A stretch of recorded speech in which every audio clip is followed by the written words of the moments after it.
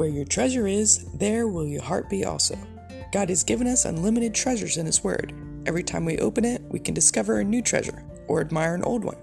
What will we find today? Let's dig in. Here's Carla Early with Treasure Hunt in the Word.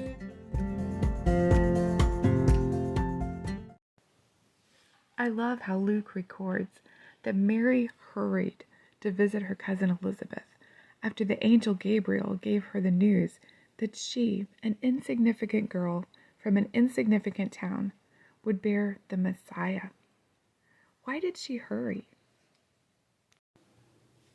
As Mary traveled the 3-day journey from Nazareth to Elizabeth in Judea, what ran through her mind? I'm sure she kept Gabriel's visit on continuous play in her head, examining every word. Did she have doubts? Did she wonder if she may have dreamed the whole thing? She knew Elizabeth could confirm what the angel had said. If Elizabeth was pregnant. But why? How would Elizabeth be pregnant? She was old enough to be a grandmother, maybe even a great-grandmother. I'm sure Mary's inner logic tempted her to doubt and fear. But Gabriel had told her, with God, nothing is impossible.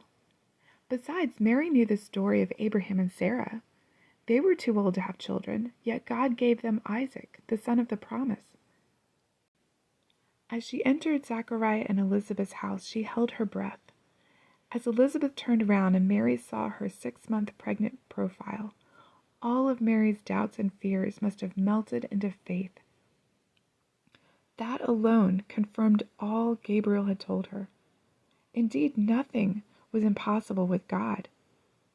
Elizabeth's greeting would also have banished every doubt and fear from Mary's mind. It says, when Elizabeth heard the greeting of Mary, the babe leapt in her womb, and Elizabeth was filled with the Holy Spirit. The Holy Spirit knew exactly what Mary needed to hear, just as He knows what each one of us needs to hear when we have problems, doubts, or fears. Elizabeth spoke with a loud voice and said, "Blessed are you among women, and blessed is the fruit of your womb. But why is this granted to me, that the mother of my Lord should come to me?"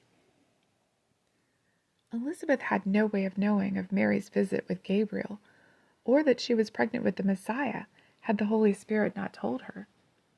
Mary certainly hadn't told her, and she wouldn't have looked pregnant at that time.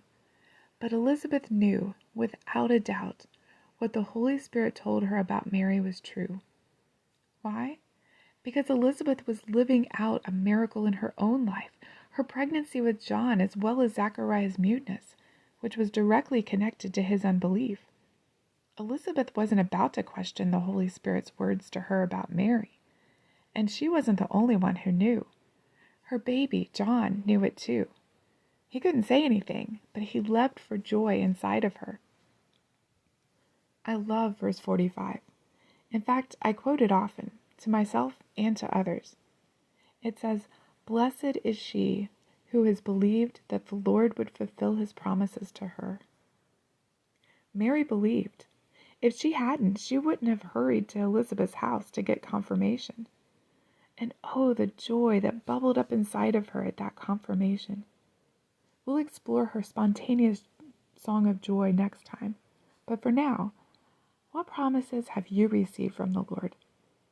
He's given us promises all through His Word, and maybe He's spoken some directly to your heart.